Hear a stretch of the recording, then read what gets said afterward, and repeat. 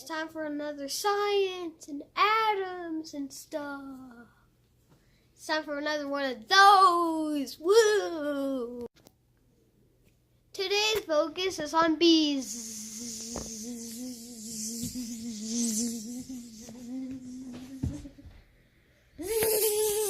So, before we go to our video segment about bees, we need to tell you something. A story that will completely change your life. The world's largest bee has been rediscovered in Indonesia. Its wingspan is about the size of 2.5 inches, which is about the size of your thumb. It's called the Wallace's giant bee, and it lurks in the Indonesia forests, waiting to jump out at you into its hive. The size of the whole entire bee is about 4 times as large as a honeybee. That's like the size of a tarantula. You see that walking on the floor and you're like, oh! Its name comes from the British naturalist called Alfred Rollo. I keep on forgetting his name. Alfred Russel Wallace. He was the first to record this insect in 1858. That sounds like a long time ago. Wallace recorded when he found out this insect existed, this massive insect. He said it was it was a large insect wasp-like creature with intense jaws. It's really cool how many animal discoveries there are in science, but let's learn about more bees, because bees are fascinating creatures. So why do they buzz? Carlito, roll the clips! Plenty of insects buzz when they fly around, like beetles and that little of a mosquito. I hate that noise so much.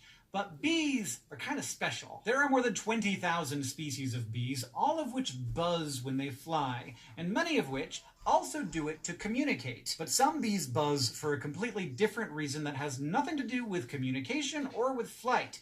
They're trying to get pollen out of flowers in what's known as buzz pollination. The kind of buzzing we hear when bees fly comes from their wings, which they can flap at up to 230 beats per second. Their quick wing movements cause air vibrations, which your ear translates to sound. The faster the wings beat, the higher the pitch. And if you've ever had the unfortunate experience of disturbing a hive, you've probably seen them buzz a little louder in agitation. But in buzz pollination, they generate sound energy by vibrating their bodies, not their wings. They use the same muscles they'd normally use to move their wings, but kind of separate their wings from those muscles so their bodies vibrate instead at about 400 beats per second. This full body vibration causes the distinct buzzing sound you hear when bees are on a flower, which is a bit louder and higher pitched than regular flying buzzing. It's actually in the tone of middle C.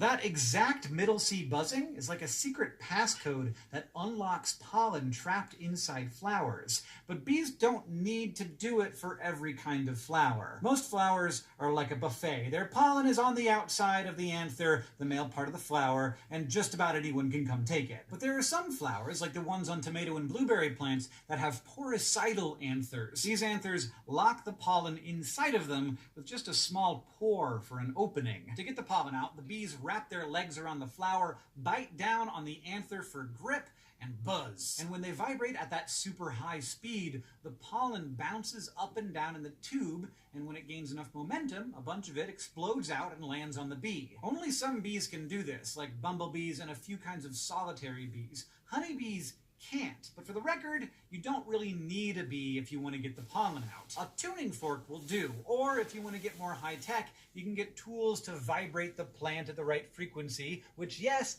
do exist, and people actually use them to pollinate their plants, although they are not as efficient as the natural method. Because when it comes to getting up close and personal with a flower, bees are definitely the answer. Hi guys, the weather for today is... Today's weather will be a high of 37, a low of 17. Woohoo! A 0% chance of rain. Wakanda.